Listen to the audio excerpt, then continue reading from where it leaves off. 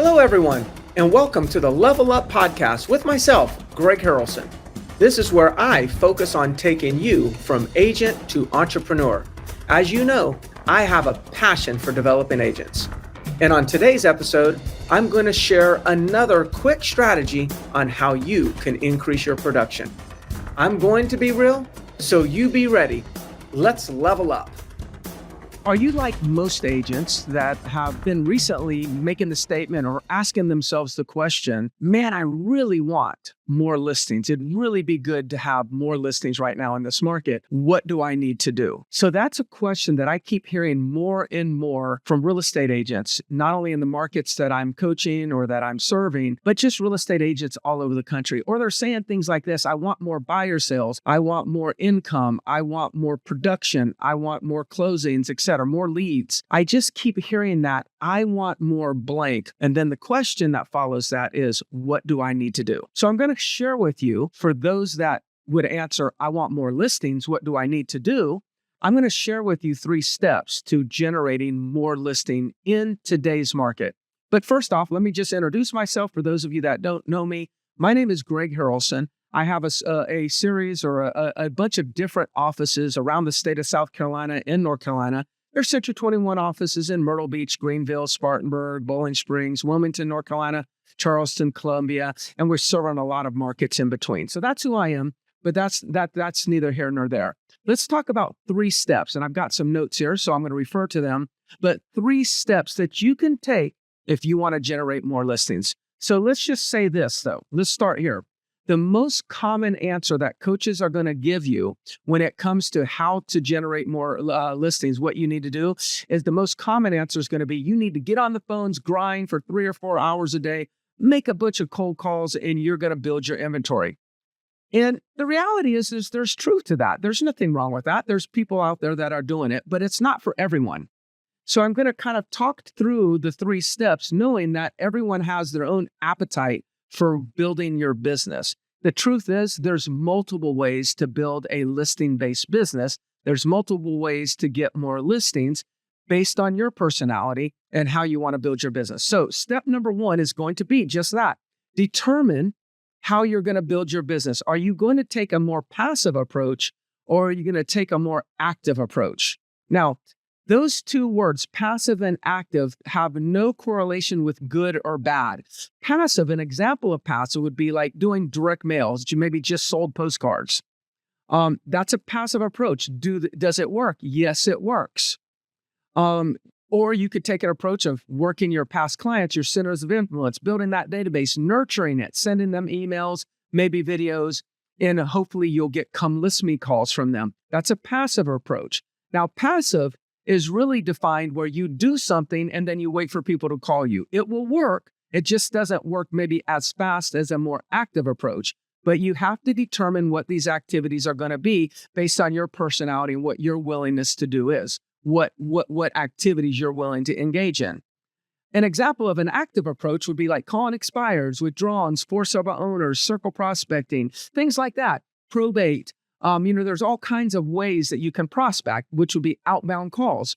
It's not for everybody. It does work. Just like passive activities, they work. Active activities work also.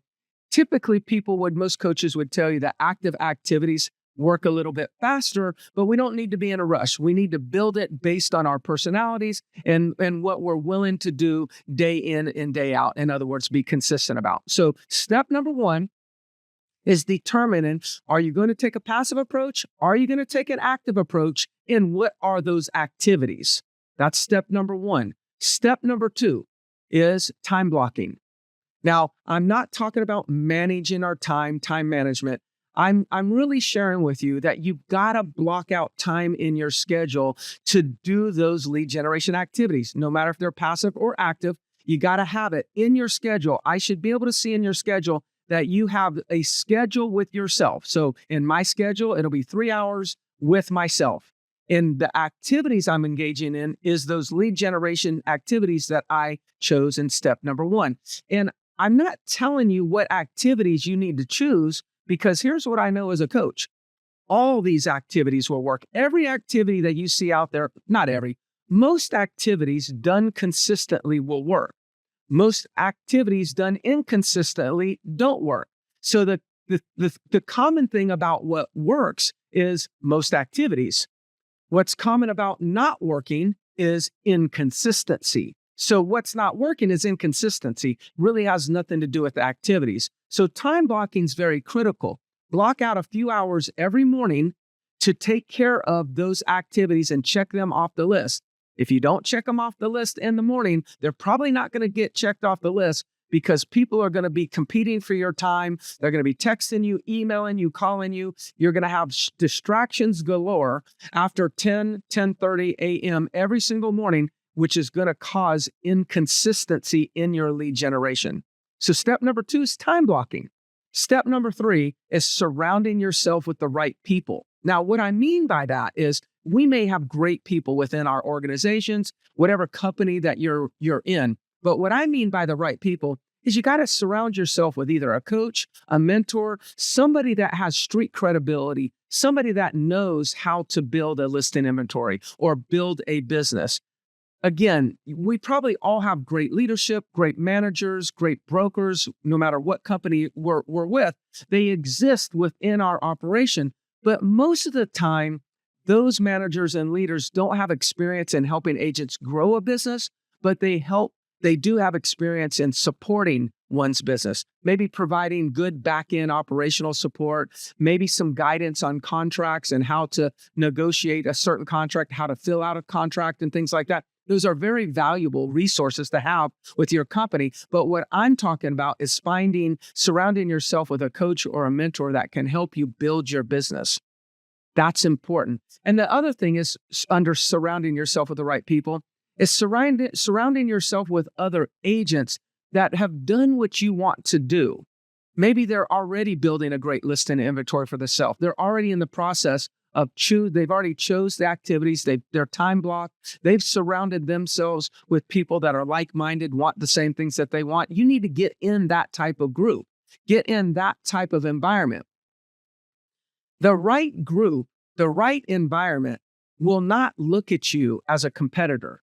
They'll look at you as an opportunity to share with you, which in turn helps them build their own business.